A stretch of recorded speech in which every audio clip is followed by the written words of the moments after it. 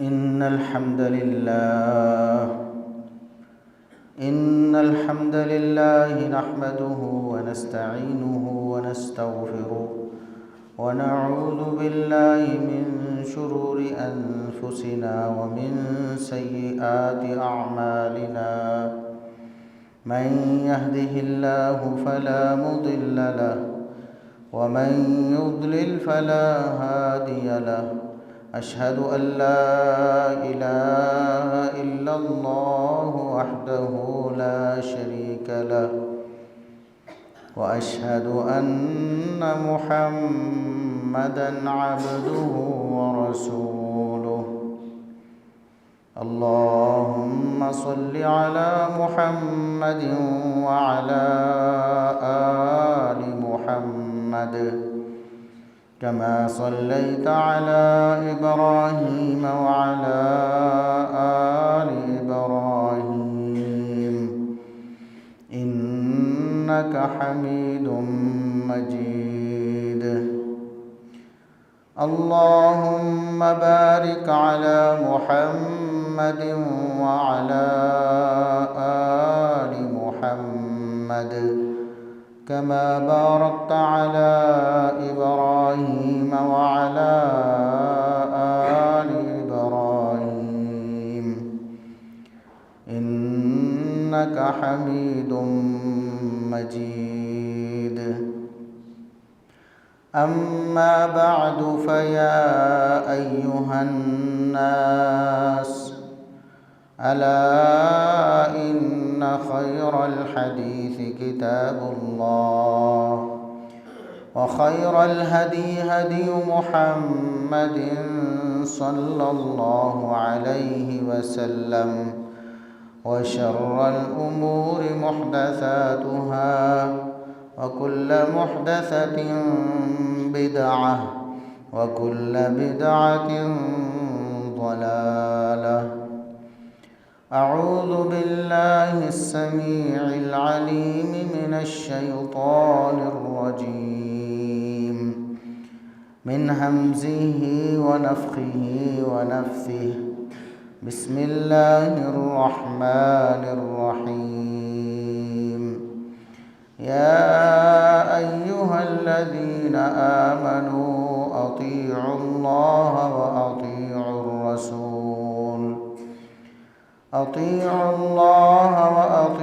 الرسول ولا تبطلوا أعمالكم.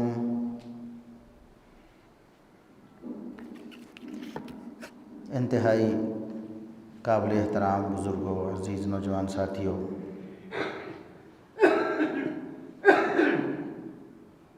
ہر قسم کی حمد و ثنا، تعریف و تمجید، کبریائی، بڑائی، رفعت و عظمت اللہ رب العزت کے لیے جو پوری کائنات کا خالق و مالک ہے. بے شمار، لا تعداد، بے حد و حساب درود و سلام پیغمبر آخر الزماں، محسن انسانیت، محسن کائنات جناب محمد الرسول اللہ صلی اللہ علیہ وسلم کی ذات اقدس پر اللہ رب العزت نے انسانیت کا وجود اس دنیا میں بنایا، انسانوں کا سلسلہ شروع کیا. آدم علیہ السلام جو تمام انسانوں کے باپ، ان سے یہ سلسلہ شروع ہوا. دنیا بسی، اللہ رب العزت نے ہر دور میں انسانوں کی رہنمائی کے لیے، ان کو سیدھا راستہ دکھانے کے لیے نبی اور رسول بھیجے. یہ سلسلہ چلتا رہا. بڑے بڑے اولوالعزم پیغمبر بھی آئے، نوح علیہ السلام، ابراہیم علیہ السلام، موسیٰ علیہ السلام، عیسیٰ علیہ السلام اور دیگر اللہ رب العزت کے بھیجے ہوئے پیغمبر دنیا میں تشریف لائے. سب سے آخر میں اللہ رب العزت نے محمد الرسول اللہ صلی اللہ علیہ وسلم کو مبعوث فرمایا اور آپ صلی اللہ علیہ وسلم پر پیغمبروں اور رسولوں کا جو سلسلہ تھا اللہ رب العزت نے ختم فرما دیا۔ پہلے جو نبی اور رسول ہوتے تھے اپنے اپنے علاقے کے لیے، اپنے اپنے دور کے لیے، اپنی اپنی قوم کے لیے، لیکن محمد الرسول اللہ صلی اللہ علیہ وسلم اس پوری کائنات کے لیے، تمام انسانوں کے لیے اور تا قیامت ہر دور کے لیے پیغمبر اور رسول بن کے آئے۔ آپ صلی اللہ علیہ وسلم کی بعثت اور نبوت کے بعد جو بھی دنیا میں انسان بستا ہے اس پر لازم ہے کہ وہ محمد الرسول اللہ صلی اللہ علیہ وسلم کی فرمانبرداری کرے اور اپنی پوری زندگی رسول اللہ صلی اللہ علیہ وسلم کے طریقے کے مطابق گزارے۔ اور اللہ رب العزت نے جو پیغام ہمارے نام بھیجا ہے رسول اللہ صلی اللہ علیہ وسلم کے ذریعے، اس پیغام میں بھی ہمیں بار بار اس بات کی اللہ رب العزت نے تاکید کی ہے کہ تم سب نے محمد الرسول اللہ صلی اللہ علیہ وسلم کی پیروی کرنی ہے ہر معاملے میں۔ آپ صلی اللہ علیہ وسلم پوری دنیا کے لیے اسوہ حسنہ اور نمونہ ہے، اور آپ صلی اللہ علیہ وسلم کی سیرت ایسی جامع سیرت ہے۔ آپ صلی اللہ علیہ وسلم کی حیات مبارکہ، اس کے جو پہلو ہیں، دنیا کا کوئی شخص یہ نہیں کہہ سکتا کہ میرے لیے رسول اللہ صلی اللہ علیہ وسلم کی زندگی میں کوئی تعلیم نہیں ہے یا میرے کام کے متعلق آپ صلی اللہ علیہ وسلم نے کچھ بتایا نہیں۔ لَقَدْ كَانَ لَكُمْ فِي رَسُولِ اللَّهِ أُسْوَةٌ حَسَنَةٌ، جب اللہ نے فرما دیا کہ تمہارے لیے، سب کے لیے، تمام انسانوں کے لیے، بلکہ تمام جنوں کے لیے بھی، جنوں انس دونوں ہی مخاطب ہیں پیغمبروں اور رسولوں کے، تو تمام جنوں اور تمام انسانوں کے لیے رسول اللہ صلی اللہ علیہ وسلم ایک جامع نمونہ ہے جس کو دیکھ کر اپنی پوری زندگی بسر کی جا سکتی ہے۔ اور آپ صلی اللہ علیہ وسلم کی زندگی اگر اس کا ہم مطالعہ کریں تو ہمیں ہر لحاظ سے وہاں رہنمائی ملتی ہے۔ آج دنیا میں دیکھیں کہ لوگ کس حیثیت سے رہ رہے ہیں، اولاد ہونے کی حیثیت سے، باپ ہونے کی حیثیت سے، رشتہ دار ہونے کی حیثیت سے، استاذ ہونے کی حیثیت سے، تاجر ہونے کی حیثیت سے، کاروبار کرنے والے کی حیثیت سے، ہر حیثیت سے رسول اللہ صلی اللہ علیہ وسلم اس کے لیے اسوہ حسنہ ہے۔ آپ صلی اللہ علیہ وسلم کی زندگی کا مطالعہ کریں گے، دیکھیں گے، پڑھیں گے تو ہمیں اپنی زندگی گزارنے کے سارے اصول مل جائیں گے۔ تو لہٰذا ہم پر لازم ہے کہ ہم ہر معاملے میں رسول اللہ صلی اللہ علیہ وسلم کی پیروی کریں،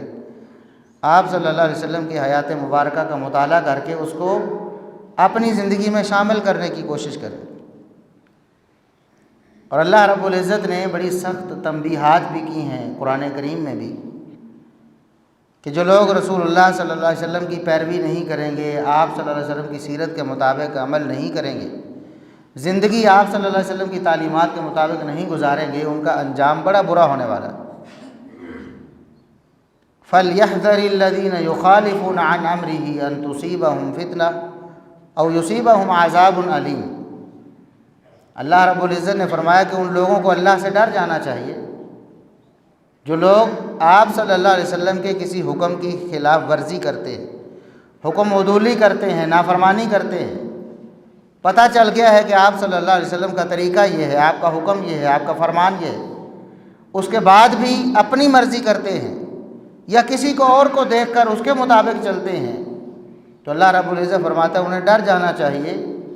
کہ ان کو دنیا میں بھی کوئی بہت بڑی آزمائش گھیر لے گی، دنیا میں بھی اللہ کا کوئی بہت بڑا عذاب آ جائے گا، جو ہمارے سامنے مشاہدات میں زلزلے کی صورت میں، سیلاب کی صورت میں، طوفان کی صورت میں، قحط سالی کی صورت میں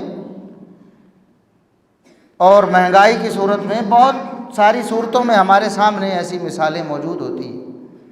تو دنیا میں بھی کوئی بہت بڑا فتنہ اور بہت بڑی آزمائش تم پر آئے گی، اور یصیبہم عذاب علیم، یا پھر آخرت میں دردناک عذاب ان کا مقدر ہوگا جو رسول اللہ صلی اللہ علیہ وسلم کی نافرمانی کرتے ہیں۔ اور دوسرے مقام پر ارشاد فرمایا وَمَن يُشَاقِقِ الرَّسُولَ مِن بَعْدِ مَا تَبَيَّنَ لَهُ الْهُدَى وَيَتَّبِعْ غَيْرَ سَبِيلِ الْمُؤْمِنِينَ نُوَلِّهِ مَا تَوَلَّى وَنُصْلِهِ جَهَنَّمَ وَسَاءَتْ مَصِيرًا۔ جو شخص رسول اللہ صلی اللہ علیہ وسلم کی مخالفت کرتا ہے، آپ کے طریقے کو چھوڑ دیتا ہے، آپ کے فرمان کی حکم عدولی کرتا ہے،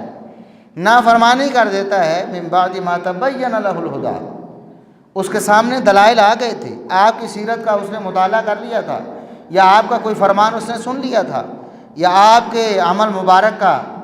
تذکرہ اس کے سامنے ہو گیا تھا، آپ کی نماز اس کے سامنے آ گئی تھی، آپ کی زکوٰۃ، آپ کا حج، آپ کا روزہ، آپ کا اٹھنا بیٹھنا، سونا جاگنا، آپ کی حسن معاشرت، خاندان والوں کے ساتھ تعلق، رشتہ داروں سے حسن سلوک، یہ سارا کچھ اس کے سامنے آ گیا۔ اس کے بعد بھی وہ اپنی مرضی کرتا ہے، نفس کی خواہشات کے پیچھے چلتا ہے، شیطان کی بات مانتا ہے، یا دیگر دنیا میں جو نامراد لوگ ہیں ان کی پیروی کرتا ہے، رسول اللہ صلی اللہ علیہ وسلم کا طریقہ جانے کے بعد بھی اللہ رب العزت فرماتے ہیں نُوَلِّهِ مَا تَوَلَّى، ہم اس کی رسی ڈھیلی چھوڑ دیتے ہیں، اپنی توفیقات اس سے سلب کر لیتے ہیں، اللہ رب العزت اس سے اپنی توفیق سلب کر لیتا ہے، پھر وہ اور گمراہیوں میں جاتا ہے، اور گمراہیوں میں جاتا ہے، پھر انجام کیا ہوتا ہے وَنُصْلِهِ جہنم، آخر کار ہم اس کو جہنم کا ایندھن بنا دیں، جہنم اس کا ٹھکانہ بن جائے گا، اور سب سے برا ٹھکانہ جہنم۔ تو یہ انجام ہے ایسے لوگوں کا جو رسول اللہ صلی اللہ علیہ وسلم کی پیروی نہیں کرتے۔ دنیا میں بھی اور آخرت میں بھی جتنی کامیابیاں ہیں اور جتنی کامرانیاں ہیں وہ ساری کے ساری رسول اللہ صلی اللہ علیہ وسلم کے طریقے میں اور آپ صلی اللہ علیہ وسلم کی سیرت کی پیروی میں موجود ہیں۔ اللہ رب العزت نے فرمایا قُلْ إِن كُنتُمْ تُحِبُّونَ اللَّهَ فَاتَّبِعُونِي يُحْبِبْكُمُ اللَّهُ وَيَغْفِرْ لَكُمْ ذُنُوبَكُمْ، اے نبی آپ اعلان کر دیں، سب لوگوں کو بتا دیں کہ اگر تم اللہ سے واقعی محبت کرتے ہو، تمہارا یہ دعویٰ ہے کہ ہم اللہ سے محبت کرتے ہیں، تو پھر فَاتَّبِعُونِی، میری پیروی کرو، یُحْبِبْکُمُ اللَّہ، پھر اللہ تم سے محبت کرے گا۔ پہلے تو تمہارا دعویٰ ہے کہ ہم اللہ سے محبت کرتے ہیں، یہ دعویٰ بھی تب درست ہوگا جب تم میری پیروی کرو گے، اور جب میری پیروی کرو گے تو تم تو اللہ سے محبت کرو گے ہی کرو گے، اللہ بھی تم سے محبت کرے۔ وَيَغْفِرْ لَكُمْ ذُنُوبَكُمْ، اللہ تمہارے سارے گناہوں کو معاف بھی فرما دے۔ تو اللہ کے رسول صلی اللہ علیہ وسلم کی جو پیروی ہے، آپ کے ایک ایک طریقے کی پیروی، یہ انسان کو خوشحالی، ترقی دیتی ہے، کامیابی اور کامرانی سے نوازتی ہے، دنیا میں بھی اور آخرت میں۔ یہ شیطان کا دھوکہ ہوتا ہے کہ ہم سنت کے مطابق چلیں گے تو ہمیں یہ پریشانیاں آئیں گی، دنیا کیا کہے گی، لوگ کیا کہیں گے، فلاں کام خراب ہو جائے گا، فلاں نوکری ہماری چھوٹ جائے گی، فلاں کاروبار ہمارا ٹھپ ہو جائے گا اگر ہم نے سنت کے مطابق کاروبار کیا۔ یہ شیطان کا دھوکہ ہے۔ دنیا کی ساری کامیابی اور آخرت کی ساری کامیابی وہ محمد الرسول اللہ صلی اللہ علیہ وسلم نے بتا دی ہے اور اپنی امت کو دے دی ہے، وہ کتاب و سنت کی صورت میں ہمارے پاس موجود ہے۔ اور جو لوگ رسول اللہ صلی اللہ علیہ وسلم کی سیرت میں اور آپ صلی اللہ علیہ وسلم کے فرامین میں کامیابی نہیں سمجھتے اور مخالفت کرتے ہیں، تو اللہ رب العزت نے فرمایا یہ تو حقیقت میں بے ایمان ہے، ان کا تو ایمان ہی اللہ کے ہاں قابل قبول نہیں۔ فَلَا وَرَبِّكَ لَا يُؤْمِنُونَ حَتَّىٰ يُحَكِّمُوكَ فِي مَا شَجَرَ بَيْنَهُمْ، مجھے رب ہونے کی قسم ہے، اللہ فرماتے ہیں اے نبی مجھے آپ کا رب ہونے کی قسم ہے، یہ اس وقت تک مومن ہو ہی نہیں سکتے، ان کے ایمان کا دعویٰ قبول ہی نہیں ہے اس وقت تک جب تک یہ جتنے بھی اپنے معاملات ہیں وہ محمد الرسول اللہ صلی اللہ علیہ وسلم کے سپرد نہیں کرتے،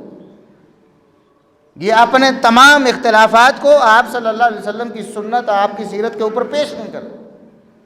اور آپ کے ہر فیصلے کو بغیر کسی ہچکچاہٹ کے اور جھجک کے قبول نہیں کر لیتے، اس وقت تک یہ مومن ہو ہی نہیں سکتے۔ فَلَا وَرَبِّكَ لَا يُؤْمِنُونَ حَتَّىٰ يُحَكِّمُوكَ فِي مَا شَجَرَ بَيْنَهُمْ ثُمَّ لَا يَجِدُوا فِي أَنفُسِهِمْ حَرَجًا مِّمَّا قَضَيْتَ وَيُسَلِّمُوا تَسْلِيمًا، اور صرف ہی نہیں کہ مان لیا ہے، فرمان آیا ہے تو مان لیا ہے، مجبوری میں بھی لوگ مان لیتے ہیں، مجبوری بن جاتی ہے جی، لیکن اللہ فرماتا ہے کہ جب آپ کی بات ماننی ہے تو کھلے دل سے مانو، شرح صدر سے ماننی ہے، خوشی کے ساتھ ماننی ہے، پیغمبر صلی اللہ علیہ وسلم کی محبت دل میں ڈال کے اس کو ماننا ہے، پھر عمل کرنا ہے۔ ثم لا یجدوا فی انفسہم حرجا مما قضیت، ایسا نہ ہو کہ آپ کے فیصلے کو وہ مجبوری میں مان لیں کہ جی مسلمان ہیں جی، اب کلمہ پڑھتے ہیں تو چلو جمعہ تو پڑھنے، لوگ کیا کہیں گے کہ جمعہ بھی نہیں پڑھتے، یہ کیسے مسلمان، چلو جمعہ مسجد میں چلے جاتے ہیں، یا فلاں کام ہے قرآن کریم بچوں کو پڑھانا ہے، چلو یہ تو ہو جائے گا، مسلمانوں کا بچہ قرآن پڑھا ہوا ہے، مجبوری میں بہت سے کام کرتے ہیں۔ تو اللہ فرماتے ہیں ثم لا یجدوا فی انفسہم حرجا مما قضیت، آپ کے فیصلے کو اس طرح مانیں کہ دل کی خوشی کے ساتھ، دل میں کوئی ملال نہ ہو، دل میں کوئی پریشانی نہ ہو، آپ کی سنت پر عمل کرتے ہو اور آپ کا حکم مانتے ہو۔ فَيُسَلِّمُوا تَسْلِيمًا، اپنے دل کی خوشی سے اس کو تسلیم کریں، ہر عمل میں رسول اللہ صلی اللہ علیہ وسلم کی محبت کے ساتھ آپ کی پیروی کریں کہ یہ میرے نبی کا طریقہ ہے، نماز پڑھتا ہوں میں اپنے نبی کے طریقے کے مطابق پڑھتا ہوں، میں رفع الیدین کرتا ہوں اس لیے کہ محمد الرسول اللہ صلی اللہ علیہ وسلم کا طریقہ، اس لیے نہیں کہ میرے تو باپ دادا ایسے کرتے آئے ہیں، ہمارے تو محلے کی مسجد میں یہ ہوتا ہے لہٰذا میں ایسا کرتا ہوں، نہیں، اس لیے کہ میرے نبی صلی اللہ علیہ وسلم کا یہ طریقہ۔ میں ہاتھ باندھتا ہوں سینے پر نماز میں صرف اس لیے کہ میرے نبی صلی اللہ علیہ وسلم کا طریقہ۔ یہ دل میں جب تک جذبات نہیں ہوں گے اللہ رب العزت کے نزدیک وہ عمل آپ کا قبول نہیں ہوگا۔ دل کی خوشی کے ساتھ نبی صلی اللہ علیہ وسلم کی ایک ایک سنت پر عمل کرنے کے جذبے کے ساتھ جب آپ کی پیروی کریں گے، دنیا بھی آپ کی درست ہوگی، آخرت بھی درست ہوگی۔ دنیا کے معاملات ہیں، گھر میں بیوی بچوں کے ساتھ رویہ ہے، حسن سلوک ہے، ان کے ساتھ اچھا سلوک کرنا ہے، اس لیے کہ ہمارے نبی صلی اللہ علیہ وسلم کی تعلیم یہ ہے کہ آپ صلی اللہ علیہ وسلم نے فرمایا خیرکم خیرکم لأہلی، تم میں سے بہتر وہ ہے، بہتری کا معیار یہ ہے، تم میں سے وہ بہتر ہے، سب سے اچھا وہ ہے جو اپنے گھر والوں کے لیے، اپنی بیوی کے لیے سب سے اچھا ہے، جو اس کے ساتھ سب سے اچھا سلوک کرتا ہے، سب لوگوں سے بڑھ کر، وہ سب لوگوں سے بڑھ کر اچھا ہے۔ فرمایا وَأَنَا خَيْرُكُمْ لِأَهْلِي، میں تم سب سے بڑھ کر اپنے گھر والوں کے لیے اچھا، میرا اپنی بیویوں کے ساتھ سلوک تم سب سے بڑھ کر اچھا ہے، تم نے بھی اپنی بیویوں کے ساتھ اچھا سلوک کرنا ہے، اور تم میں سے بھی سب سے اچھا وہ ہوگا جو اپنی بیوی کے لیے سب سے اچھا ہوگا، یا بیویوں کے لیے سب سے اچھا ہوگا۔ بچوں سے شفقت کرنی ہے تو یہ نظریہ رکھ کر کہ یہ میرے نبی صلی اللہ علیہ وسلم کا طریقہ ہے، آپ اپنے بچوں سے شفقت کرتے، محبت کرتے، پیار دیتے، انہیں حسن سلوک کرتے، ان سے اچھا بولتے، ان سے ساتھ پیار سے بات کرتے، یہ ہمارے نبی کا طریقہ ہے۔ جب ہم اس کو اپنے نبی کا طریقہ سمجھ کر کریں گے پھر دنیا بھی بہتر ہوگی، آخرت بھی بہتر، اللہ بھی خوش ہوگا، اور قیامت کے دن محمد الرسول اللہ صلی اللہ علیہ وسلم کی شفاعت بھی ملے گی، حوض کوثر سے جام بھی ملے گا، اس لیے کہ ہم نے دنیا میں آپ صلی اللہ علیہ وسلم کی محبت میں یہ سارے کام۔ دنیا کا کون سا کام ہے، دنیا کے کسی بھی معاشرے میں خیر و بھلائی کا کون سا کام ہے جس کی بنیاد محمد الرسول اللہ صلی اللہ علیہ وسلم نے نہیں دی؟ آج مغرب اور یورپ یہ نعرہ لگاتا ہے مار نہیں پیار، کہ بچوں کے ساتھ مارنا نہیں، بچوں کے ساتھ پیار کرنا ہے۔ ہمارے ہاں بھی یہ سلوگن وہاں سے آ گیا، مار نہیں پیار، مغرب سے امپورٹ کیا ہم نے، اسکولوں پہ لگا دیا، حالانکہ یہ ہمیں ہمارے نبی صلی اللہ علیہ وسلم نے دیا۔ اور اس وقت جب یہ لوگ گنوار تھے، اجڑ تھے، جاہل تھے، ابھی تو خیر جاہل ہیں، اجڑ ہیں، لیکن اپنے آپ کو اب مہذب سمجھتے ہیں، متمدن سمجھتے ہیں، لیکن اس وقت جب ان کو کوئی خیال ہی نہیں تھا، پتہ ہی نہیں تھا، اس وقت محمد الرسول اللہ صلی اللہ علیہ وسلم نے 1400 سال پہلے ایسی تعلیمات دی جن کو انہوں نے اپنا کر کامیابی حاصل، اور مسلمانوں نے ان کو چھوڑ کر دنیا میں رسوائی کمائی ہے، پریشانی کمائی ہے، محکوم ہوئے ہیں، مغلوب ہوئے۔ انہوں نے محمد الرسول اللہ صلی اللہ علیہ وسلم کے طریقے کو اپنا کر، نبی نہیں مانا، رسول نہیں مانا، لیکن ان کے طریقے کو اپنایا اور دنیا میں کامیابی حاصل، صرف دنیا میں۔ تو محمد الرسول اللہ صلی اللہ علیہ وسلم نے ہمیں جو کچھ دیا ہے وہ آج دنیا نے اسی میں سے کچھ لے کر کامیابی حاصل۔ ترقی یافتہ ممالک جن کو ترقی یافتہ کہتے ہیں، جتنی بھی ترقی اور خوشحالی ہے سارے کے سارے اصول اسلام کے انہوں نے استعمال کیے۔ دیانت، امانت، سچائی انہوں نے اسلام سے لی ہے۔ دنیا کا کون سا مذہب ہے جو اسلام سے پہلے آج اس صورت میں موجود ہو جس صورت میں نازل ہوا تھا؟ صرف اسلام، قرآن ہے، نبی کریم صلی اللہ علیہ وسلم کے فرامین ہیں جو آج اصلی صورت میں موجود ہے۔ تمام انبیاء اور رسولوں کی دعوت وہی تھی جس کی تکمیل محمد الرسول اللہ صلی اللہ علیہ وسلم نے کی ہے، لیکن ان کی دعوت محفوظ نہیں رہی، اس میں لوگوں نے تبدیلیاں کر دیں، اپنی باتیں ڈال دیں۔ تو آج دنیا کے پاس اگر کوئی اچھائی موجود ہے تو اس کا سرا آپ کو محمد الرسول اللہ صلی اللہ علیہ وسلم کی سیرت میں ملے۔ ہم خوش نصیب ہیں کہ جن کی پیروی کر کے ہمارے دشمن کامیابی حاصل کرتے ہیں، وہ ہمارے پیغمبر ہیں، ہمارے رسول ہیں۔ تو پوری محبت اور پورے اخلاص کے ساتھ رسول اللہ صلی اللہ علیہ وسلم کی پیروی کریں۔ یہ اصل میں ہمارے لیے سبق ہے، یہ قرآن کریم کا بھی سبق ہے اور رسول اللہ صلی اللہ علیہ وسلم نے اپنے فرامین میں بھی یہی سبق، یا ایھا الذین آمنوا اطیعوا اللہ واطیعوا الرسول ولا تبطلوا اعمالکم۔ ایمان والو، اللہ کی بات بھی مانو، اللہ کی پیروی، اللہ کی فرما برداری بھی کرو اور رسول اللہ صلی اللہ علیہ وسلم کا کہا بھی مانو۔ اگر تم اللہ اور اس کے رسول صلی اللہ علیہ وسلم کی بات نہیں مانو گے تمہارے اعمال ضائع ہو جائیں گے۔ ایسا نہ ہو کہ تم اپنے سارے اعمال کو ضائع کر بیٹھو۔ اگر اعمال کو بچانا چاہتے ہو تو اللہ کی اور رسول اللہ صلی اللہ علیہ وسلم کی بات ماننی ہوگی، پیروی کرنی ہوگی، آپ صلی اللہ علیہ وسلم کی سیرت کے مطابق عمل کرنا ہوگا۔ بلکہ اللہ رب العزت نے یہاں تک فرمایا من یطیع الرسول فقد اطاع اللہ، جو محمد الرسول اللہ صلی اللہ علیہ وسلم کی بات مانے گا حقیقت میں وہی اللہ کا فرما بردار ہے۔ جس نے آپ صلی اللہ علیہ وسلم کی نافرمانی کی ہے وہ اللہ رب العزت کا فرما بردار نہیں ہو سکتا۔ جس نے آپ کی سیرت، آپ کی زندگی کو نہیں اپنایا ہے وہ کبھی بھی قرآن کریم کو ماننے والا نہیں ہو سکتا۔ یہ اللہ نے قرآن میں بتایا اور یہی بات رسول اللہ صلی اللہ علیہ وسلم نے اپنی احادیث میں ارشاد فرمایا۔ آپ صلی اللہ علیہ وسلم نے ارشاد فرمایا، صحیح بخاری کی حدیث، کل امتی یدخلون الجنہ الا من ابا، میرے سارے امتی جنت میں چلے جائیں گے، سارے امتی جتنے بھی میرے امتی سارے جنت میں چلے جائیں گے، الا من ابا، سوائے اس شخص کے جو خود جنت میں جانے سے انکار کرے۔ جو جنت میں جانے سے انکار کرے گا صرف وہ محروم ہوگا، باقی سارے جنت میں چلے جائیں۔ قالوا ومن یابا، صحابہ کرام نے سوال کر لیا بڑے حیران ہو کر، اللہ کے رسول ایسا بھی کوئی بدبخت ہوگا جو جنت میں جانے سے انکار کر دے، کہے کہ مجھے جنت نہیں چاہیے؟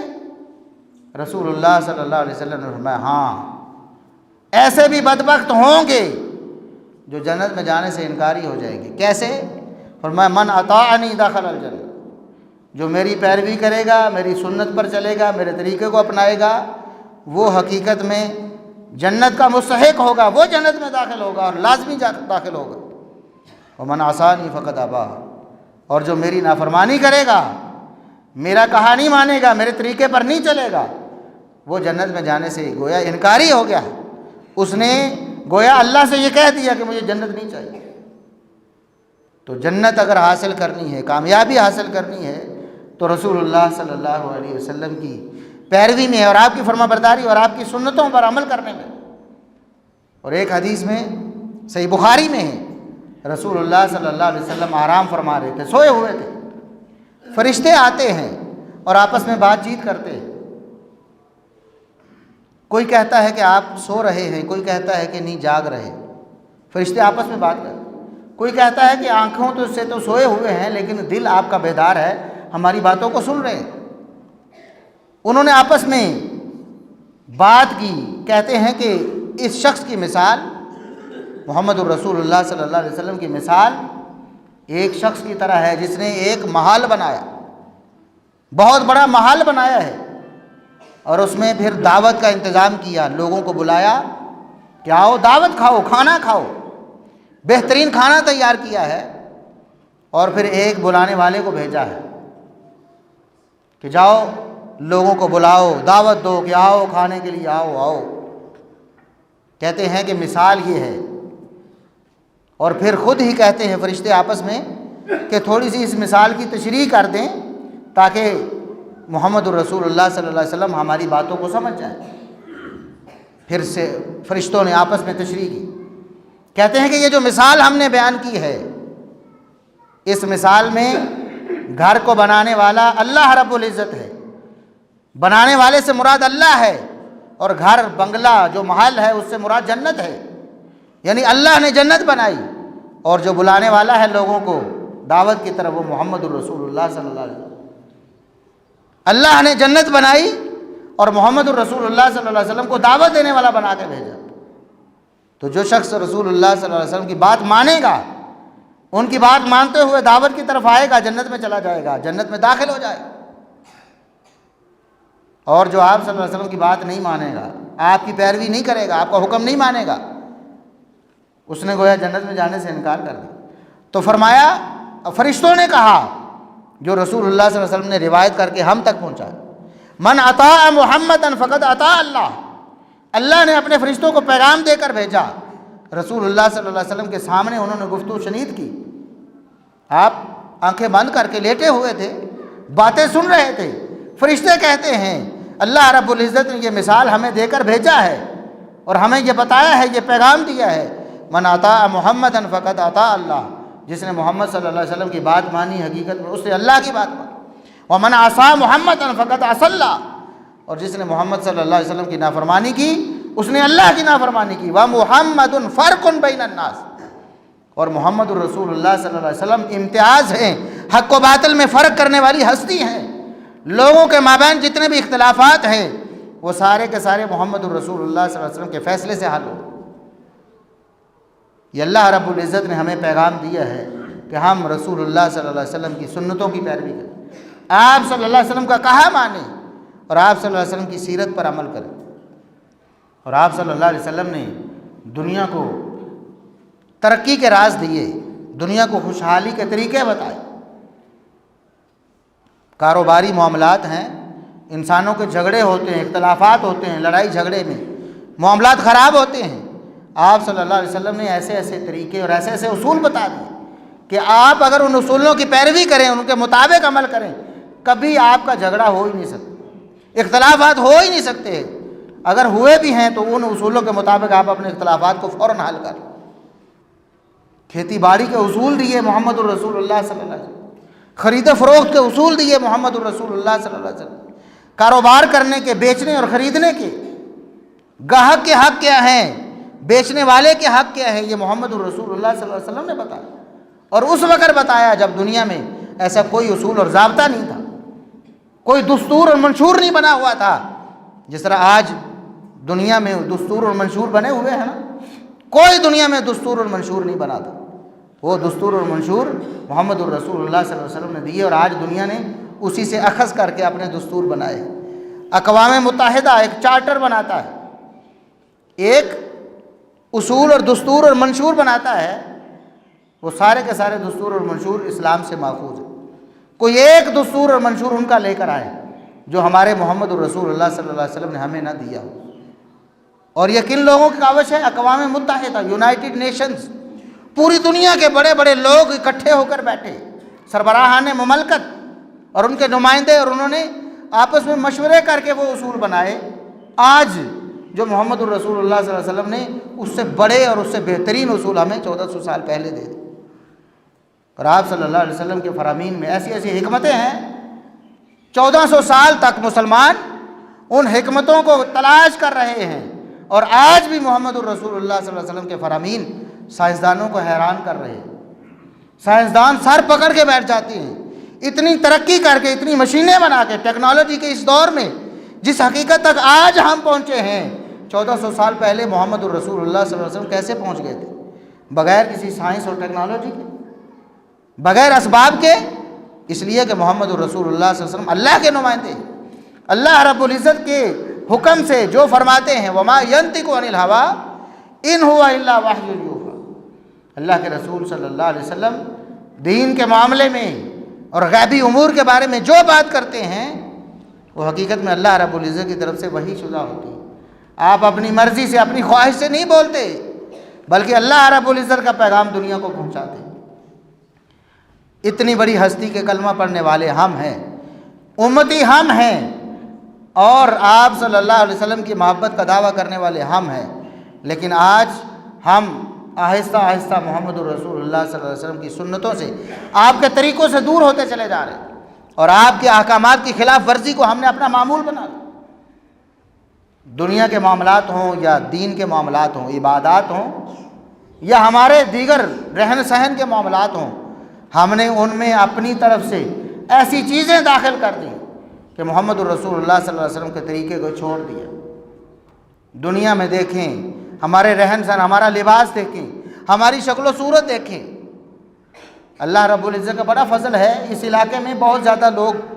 سنت کی پیروی کرنے والے ہیں، لیکن آپ دیکھیں گے کہ ان علاقوں میں بھی مغرب سے میڈیا کے ذریعے دنیا میں سے جو ایسے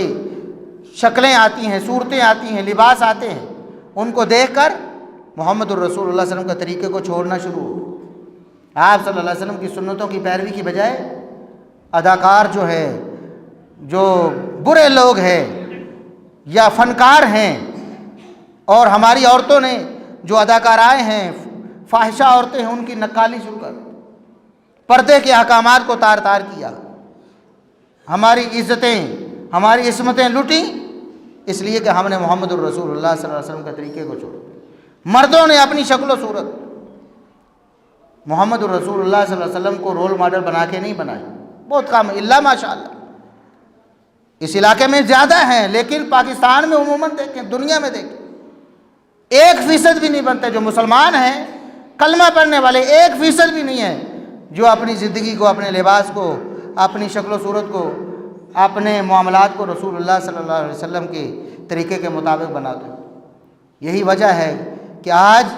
ہم پریشانی میں ہیں، مسلمان مغلوب ہے، محکوم ہے، مجبور ہے، ظلم و ستم ہوتا ہے ان پر۔ اور یہ بات، یہ آج یہ حقیقت نہیں کہ میں آپ کو بتا رہا ہوں۔ اگر آپ دنیا میں غلبہ چاہتے ہیں، اگر غالب بننا چاہتے ہیں، دوسروں کو اپنا محکوم کرنا چاہتے ہیں، اسلام کو غالب اور مسلمانوں کو غالب کرنا چاہتے ہیں، اس کا ایک ہی طریقہ ہے، محمد الرسول اللہ صلی اللہ علیہ وسلم کی سنتوں پر عمل شروع کر۔ اور یہ آج میں نہیں کہہ رہا، یہ 1400 سال پہلے اس حقیقت کو ان لوگوں نے بیان کیا تھا جنہوں نے رسول اللہ صلی اللہ علیہ وسلم کا کلمہ بھی نہیں پڑھا تھا۔ صلح حدیبیہ کا واقعہ ہے، صحیح بخاری میں مذکور ہے تفصیل کے ساتھ، کہ آپ صلی اللہ علیہ وسلم جا رہے تھے بیت اللہ کے طواف کے لیے، راستے میں کفار نے روک دیا، حدیبیہ کے مقام پر روک دیا گیا، وہاں پھر مذاکرات ہوئے، بات چیت ہوئی، کچھ چیزیں طے ہوئیں کہ ایسے ایسے ہم نے آگے کرنا ہے۔ وہ جو بھی معاملات تھے ان کی تفصیل میں جانے کا وقت نہیں ہے۔ کافروں کی طرف سے نمائندہ بن کے آنے والا، ان کا قاصد عروہ بن مسعود ثقفی اس وقت مسلمان نہیں ہوئے تھے، کفر کی حالت میں ہے اس وقت، اور کافروں کے قاصد ہیں، اور آج کے دور میں اگر کہیں تو وزیر خارجہ ہے۔ ایسا بندہ جس کو قوم، علاقہ، خطہ اپنے معاملات دیکھ کر سپرد کر کے بھیجتا ہے کہ جاؤ جو تمہیں مناسب لگے ان کے ساتھ معاہدہ کر کے آؤ، وزیر خارجہ ہوتا ہے نا، بڑا دماغ، بہترین ان کا دانشور آدمی، جس کو انہوں نے بھیجا کفار مکہ نے، قریش مکہ نے، کہ محمد الرسول اللہ صلی اللہ علیہ وسلم کے ساتھ جا کے ڈیل کر کے آؤ، معاہدہ کر کے آؤ۔ عروہ بن مسعود ثقفی بیان فرماتے مسلمان ہونے کے بعد اس وقت حالت کفر میں تھے، کافروں کے قاصد بن کے آئے، ان کے نمائندے بن کر آئے، اور کہتے ہیں کہ میں نے جب جا کر وہ منظر دیکھا، رسول اللہ صلی اللہ علیہ وسلم کی خدمت میں حاضر ہوا، آپ کے صحابہ کو دیکھا، تو کہتے ہیں لقد وفدت علی الملوک ووفدت علی قیصر و کسریٰ، کہتے ہیں کہ میں بطور وزیر خارجہ، بطور اپنی قوم کا نمائندہ بڑے بڑے بادشاہوں کے درباروں میں گیا ہوں، اس وقت کی سپر پاورز کیسر و کسریٰ کے درباروں میں گیا ہوں، جس طرح آج امریکہ ہے، اس دور میں کیسر و کسریٰ بڑی بڑی سلطنتیں تھیں، بڑی بڑی حکومتیں تھیں، سپر پاورز جن کو سمجھا جاتا تھا۔ عروہ بن مسعود کہتے ہیں کہ میں بڑی بڑی سپر پاورز کے درباروں میں جا چکا ہوں، لیکن اللہ کی قسم میں نے کسی دربار کے درباریوں کو، کسی بادشاہ کے حواریوں کو اتنا اس کی عزت اور تعظیم کرتے نہیں دیکھا جتنا میں نے محمد الرسول اللہ صلی اللہ علیہ وسلم کے صحابہ کو آپ کی عزت و تعظیم کرتے دیکھا۔ کہتے ہیں آپ صلی اللہ علیہ وسلم کے وضو کا پانی ایک قطرہ بھی زمین پر نہیں گرتا تھا۔ آپ وضو فرماتے، پانی کے جو قطرے گرتے زمین پر نہیں بلکہ صحابہ کی ہتھیلیوں پر، ہاتھوں پر۔ ازراہ محبت اور تبرک ان کو اپنی ہتھیلیوں میں لیتے، ہاتھوں پہ ملتے، چہرے پر، جسم پر ملتے۔ اتنی محبت ہے محمد الرسول اللہ صلی اللہ علیہ وسلم سے۔ آپ تھوک پھینکتے تھے، زمین پر نہیں گرتی تھی، صحابہ کے ہاتھوں اور جسموں پر گرتی تھی۔ یہ تو تبرک کا معاملہ تھا جو انبیاء کے ساتھ خاص ہے۔ یہ بھی مسئلہ یاد رکھنا ہے، تبرکات کا معاملہ انبیاء کے ساتھ خاص ہے۔ یعنی کسی کے جسم کو ہاتھ لگا کے آپ کہیں کہ برکت مل گئی مجھ کو، میں اپنے چہرے پر، جسم پر ملوں، یہ تبرکات ہیں اور یہ انبیاء کے ساتھ خاص ہے۔ اگر یہ بعد میں بھی ہوتا تو محمد الرسول اللہ صلی اللہ علیہ وسلم کے بعد سب سے افضل ہستی کون سی تھی؟ ابو بکر صدیق رضی اللہ عنہ۔ لوگ ان کا تبرک نہ لیتے، عمر فاروق کا تبرک نہ لیا جاتا، عثمان غنی کا تبرک نہ لیا جاتا، علی المرتضیٰ کا تبرک نہ لیا جاتا رضی اللہ عنہ، اور دیگر عشرہ مبشرہ ہیں، بدر و احد والے ہیں، بیت رضوان والے ہیں، فتح مکہ والے ہیں، کتنے کتنے عظیم الشان عظیم المرتبت صحابہ ہیں، تو ان کا تبرک کیوں نہ لیا جاتا؟ نبی کے بعد آپ کے خلیفہ اول ابو بکر رضی اللہ عنہ کا تبرک لیا جاتا نا۔ لیکن امت نے اس کے بعد محمد الرسول اللہ علیہ وسلم کی تعلیم کی روشنی میں تبرکات کو انبیاء کے ساتھ خاص کیا۔ آپ صلی اللہ علیہ وسلم کی دنیا سے چلے جانے کے بعد، وفات کے بعد بھی آپ کے جو برتن ان کے پاس موجود رہے ان کو وہ بطور تبرک استعمال کرتے، آپ کے جو کپڑے ان کے پاس رہے ان کو بطور تبرک استعمال کرتے، آپ کے جو بال ان کے پاس رہے ان کو بطور تبرک استعمال کرتے۔ لیکن آہستہ آہستہ زمانہ گزرتا گیا، وہ تبرکات بھی دنیا سے ختم ہوتے گئے۔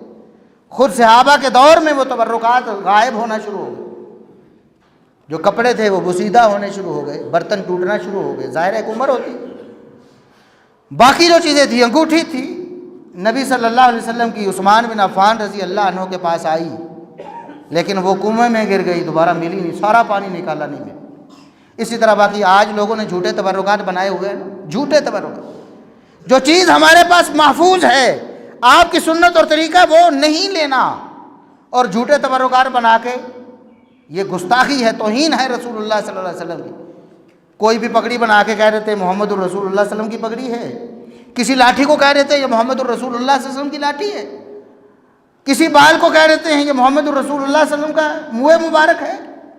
یہ آپ کی توہین ہے۔ آپ صلی اللہ علیہ وسلم نے فرمایا من کذب علی متعمدا فلیتبوأ مقعدہ من النار، جو جان بوجھ کر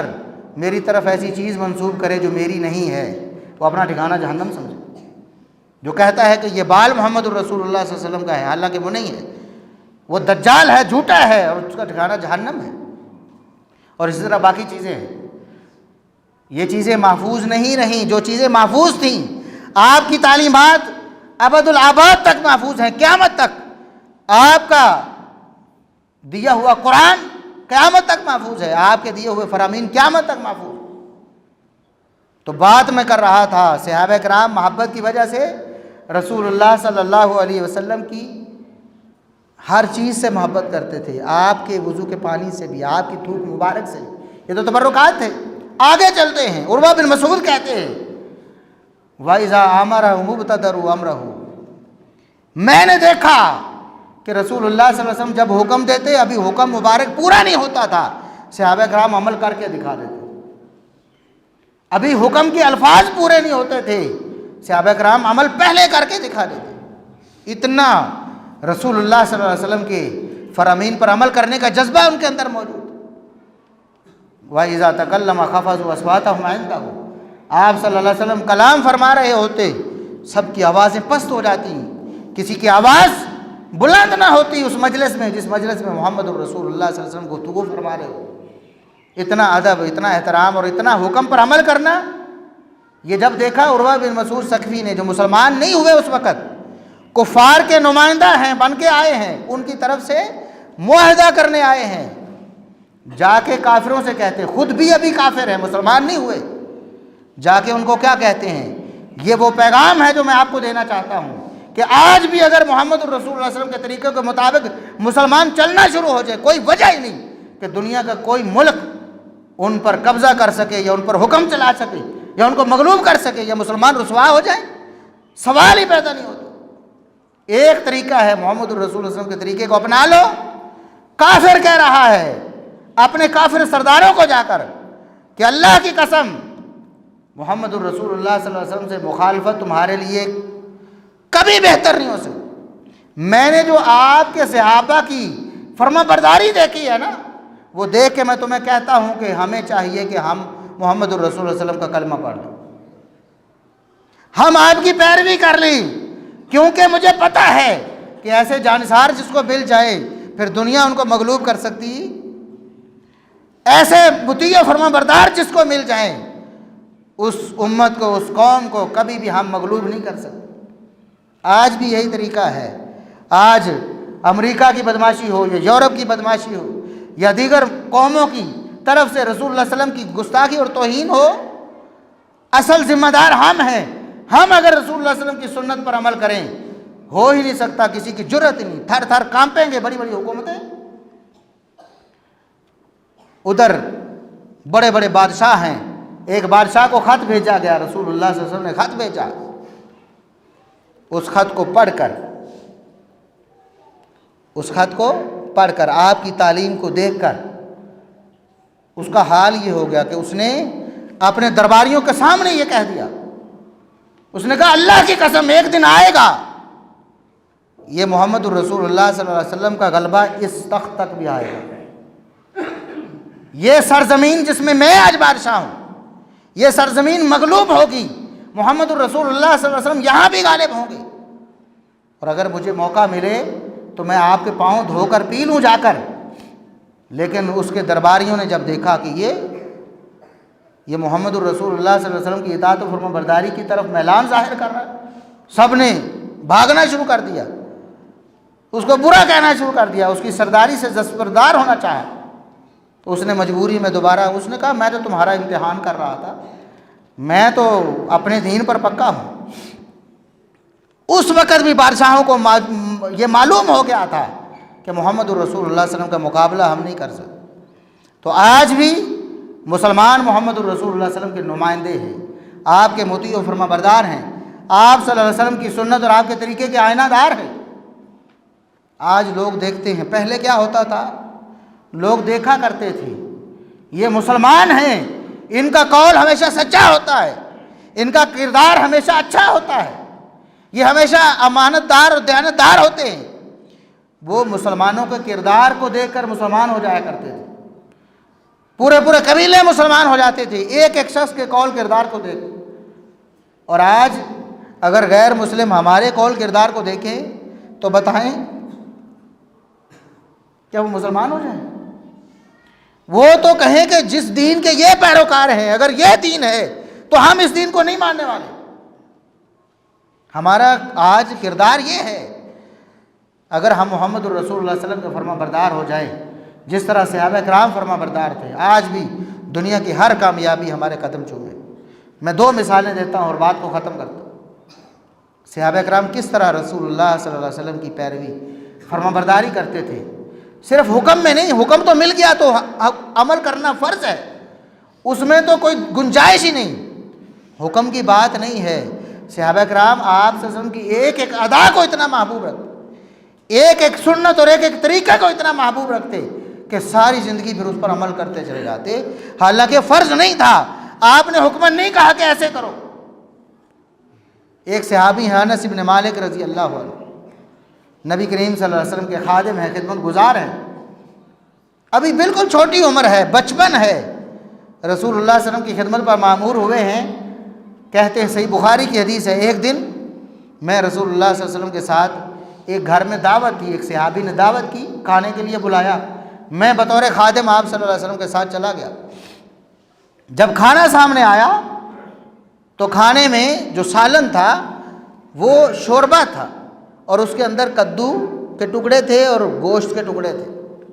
کدو گوشت شوربے والا بنا ہوا تھا، ساتھ روٹی تھی۔ تو کہتے ہیں کہ میں دیکھنے لگا کہ رسول اللہ صلی اللہ علیہ وسلم کیسے کھاتے ہیں اور کس چیز کو پسند کرتے ہیں۔ انس ابن مالک، ابھی بچپن ہے، انسان کو اتنا شعور نہیں ہوتا، بچپن میں اتنی توجہ نہیں ہوتی، لیکن انس ابن مالک کہتے ہیں کہ میں اس وقت بھی رسول اللہ صلی اللہ علیہ وسلم کے کھانے کو دیکھ رہا تھا، آپ کے طریقے کو دیکھ رہا تھا کہ آپ کس طریقے سے کھاتے ہیں اور کس چیز کو زیادہ پسند کرتے ہیں۔ تو کہتے ہیں میں نے دیکھا کہ اس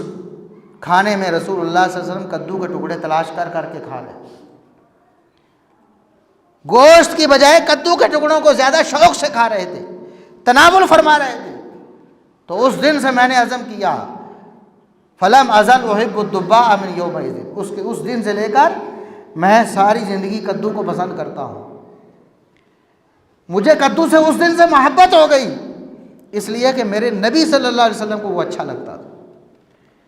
دیکھیں یہ کوئی عبادت کا حکم نہیں ہے جس پر عمل کرنا فرض ہو۔ انس ابن مالک اگر ساری زندگی بھی کدو نہ کھاتے تو کوئی مسئلہ نہیں تھا، لیکن صرف اس لیے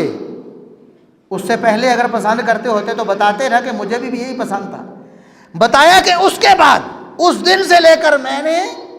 ساری زندگی کدو کو پسند کیا ہے۔ کس لیے؟ میرے نبی صلی اللہ علیہ وسلم کی پسند ہے، آپ کی عادت ہے، آپ کی ادا ہے کہ آپ کدو کو پسند کرتے ہیں، میں ساری زندگی پھر کدو کو پسند کرتا رہا ہوں۔ یہ تو انس ابن مالک ہیں جو آپ کی ادا کو دیکھ کر ساری زندگی اس کو لازم کر لیتے ہیں، اور ایک آج کے مسلمان ہیں کہ آپ کا حکم بھی آ جاتا ہے لیکن عمل کرنے کو تیار نہیں۔ آپ منع کر دیتے ہیں کہ میری امت کے لوگوں تم پر یہ حلال نہیں ہے، حرام ہے، قطعاً اس کے پاس نہیں جانا تم نے، لیکن مسلمان اس کا ارتکاب کر رہے، کھلم کھلا ایسے جرائم کر رہے۔ رسول اللہ صلی اللہ علیہ وسلم نے فرمایا نہیں داڑھیوں کو بڑھاؤ اور مونچھوں کو پس کرو، بڑھاؤ داڑھیوں کو، کفار کی مخالفت کرو، مجوسیوں کی مخالفت کرو۔ آج مسلمانوں نے انہی کفار اور مجوسیوں کی پیروی میں رسول اللہ صلی اللہ علیہ وسلم کے اس حکم کو روندا ہے، اس حکم کی نافرمانی کی ہے، اور کئی روزانہ کی بنیاد پہ کرتے ہیں، موڑتے ہیں داڑھی کو۔ رسول اللہ صلی اللہ علیہ وسلم کو کل کیا منہ دکھائیں؟ ایک انس ابن مالک ہیں کہ حکم بھی نہیں ہے، ساری زندگی نہ بھی کھائیں تو گزارا ہوگا، لیکن اس لیے پسند کرتے ہیں کہ میرے نبی نے پسند کیا۔ اور ایک ہم ہیں کہ حکم بھی آتا ہے تو ہم پھر بھی اس کی پرواہ نہیں کرتے۔ اور دوسری مثال سیدنا ابو ایوب انصاری رضی اللہ عنہ، آپ صلی اللہ علیہ وسلم جب ہجرت کر کے مدینہ میں تشریف لے گئے تو آپ نے سب سے پہلے جہاں قیام فرمایا وہ ابو ایوب انصاری رضی اللہ عنہ کا گھر تھا۔ یہ صحیح مسلم کی حدیث ہے، خود ابو ایوب انصاری رضی اللہ عنہ بیان کرتے ہیں کہ آپ نے میرے گھر میں قیام فرمایا تو میں نے عرض کیا کہ اللہ کے رسول میرے گھر کے 2 پورشن ہیں، ڈبل سٹوری ہے، آپ فرمائیں کہ آپ کہاں رہنا پسند کریں، جہاں آپ کو سہولت ہے۔ ابو ایوب انصاری وہ پورشن خالی کر دیتا ہے آپ کے لیے۔ تو آپ صلی اللہ علیہ وسلم نے فرمایا کہ ابو ایوب نیچے والا جو پورشن ہے میرے لیے زیادہ سہولت والا ہے، لوگوں نے آنا ہوتا ہے ملنے کے لیے، میرے آنے جانے کے لیے سیڑھیاں چڑھنے کے بجائے نیچے مجھے زیادہ سہولت ہے۔ انہوں نے نیچے کا پورشن خالی کر دیا، سامان اوپر اٹھا کے لے گئے، رسول اللہ صلی اللہ علیہ وسلم نیچے تشریف فرمائے۔ تو پہلی رات ہی، دن کا وقت تھا نا جب آپ تشریف لائے، رات ہوئی اوپر جا کے سو گئے، لیکن آدھی رات کے وقت اچانک گھبرا کر پریشان ہو کر اٹھ گئے۔ ابو ایوب انصاری کہتے میں گھبرا کر اٹھ گیا اور میرے دل میں خیال آیا کہ رسول اللہ صلی اللہ علیہ وسلم نیچے ہیں اور ابو ایوب اوپر ہیں، حالانکہ خود حکم فرمایا ہے رسول اللہ صلی اللہ علیہ وسلم نے کہ ابو ایوب تم اوپر چلے جاؤ، لیکن پھر بھی کہتے ہیں کہ ابو ایوب اوپر ہو رسول اللہ صلی اللہ علیہ وسلم نیچے ہوں، میں کیسے برداشت کروں۔ گھر والوں کو اٹھایا رات کو، آدھی رات کو، اور گھر کے ایک کونے میں سمٹ کر رات گزاری۔ صبح ہوئی، عرض کیا اللہ کے رسول لا اعلو سقیفۃ انت تحتها، ابو ایوب انصاری کی محبت یہ اجازت نہیں دیتی کہ جس چھت کے نیچے آپ ہوں ابو ایوب اس چھت پر ہو، میری محبت یہ اجازت نہیں دیتی، حالانکہ آپ نے فرمایا ہے ابو ایوب اوپر چلے جاؤ۔ پھر بھی کہتے ہیں میری محبت اجازت نہیں دیتی، مجھے اچھا نہیں لگتا، میں نے تو رات بڑی مشکل گزاری ہے ایک کونے میں سمٹ کے۔ اور پھر کھانا تیار کرتے ہیں رسول اللہ صلی اللہ علیہ وسلم کے لیے۔ روزانہ کھانا تیار ہوتا ہے اور جان بوجھ کر کھانا زیادہ بناتے ہیں، زیادہ کھانا بناتے ہیں اس لیے کہ رسول اللہ صلی اللہ علیہ وسلم جب کھا چکیں گے، جس برتن سے آپ کھائیں گے اور جس طرف سے کھائیں گے، ابو ایوب انصاری بھی محبت میں اسی برتن سے، اسی طرف سے اپنی انگلیاں لگا کے کھائے گا جن میں رسول اللہ صلی اللہ علیہ وسلم کی مبارک انگلیاں لگی ہوں گی۔ وہی تبرک کا مسئلہ جو انبیاء کے ساتھ خاص تھا۔ تو کہتے ہیں کہ ایک دن میں نے کھانا تیار کیا، رسول اللہ صلی اللہ علیہ وسلم کی خدمت میں پیش کیا، آپ نے کھایا نہیں۔ میری تو جان پر بن گئی کہ رسول اللہ صلی اللہ علیہ وسلم ناراض ہو گئے، کھانا کیوں نہیں کھایا ہے۔ کہتے ہیں کہ میں نے تھوڑی دیر انتظار کیا، آپ صلی اللہ علیہ وسلم نے جب کھانا نہیں کھایا تو میں نے عرض کیا، اللہ کے رسول کھانے میں کوئی کوتاہی ہو گئی، ہماری طرف سے پکانے میں کوئی مسئلہ ہو گیا، آپ نے کھایا کیوں نہیں، کوئی ناراضگی ہم سے؟ آپ صلی اللہ علیہ وسلم فرمایا، نہیں ابو ایوب ایسی کوئی بات نہیں۔ پھر اللہ کے رسول کھانا آپ نے کھایا کیوں نہیں؟ فرمایا، ابو ایوب اس میں آپ نے لہسن ڈالا ہے اور مجھے لہسن پسند نہیں، لہسن تھوم جسے کہتے ہیں۔ ابو ایوب پوچھتے ہیں، اللہ کے رسول حرام ہوا؟ کیا لہسن کا استعمال ممنوع ہے، حرام ہے، نہیں کر سکتے؟ فرمایا، ابو ایوب ایسی کوئی بات نہیں، لہسن آپ کھا سکتے ہو، کھاؤ، بس میری طبیعت پسند نہیں کرتی، اپنی اپنی طبیعت ہے، مجھے لہسن پسند نہیں ہے، آپ کھا لو، مجھے ناپسند ہے۔ کیا فرمایا؟ مجھے ناپسند ہے۔ ابو ایوب فرماتے ہیں، عرض کرتے اللہ کے رسول، فإنی اکرہ ما تکرہ، آپ نے جس چیز کو ناپسند کیا ابو ایوب ساری زندگی اس کو پسند نہیں کرے گا۔ پہلے پسند کرتے تھے اسی لیے تو کھانے میں استعمال کیا نا، بڑے شوق سے کھانا بنایا، لیکن جب پتہ چلا کہ لہسن نبی کریم صلی اللہ علیہ وسلم کو پسند نہیں ہے تو کہا، اللہ کے رسول آئندہ ساری زندگی میں بھی اسے پسند نہیں کروں۔ یہ محبت ہے، حالانکہ آپ سے پوچھا ہے اور آپ نے بتایا ہے ابو ایوب آپ کھا سکتے ہو، حلال ہے، کوئی مسئلہ نہیں، پکا ہوا ہے نا، کچا نہیں ہے کہ اس میں پکا ہوا ہے، آپ کھا سکتے ہو۔ لیکن ابو ایوب کہتے ہیں کہ مجھے محبت ہے،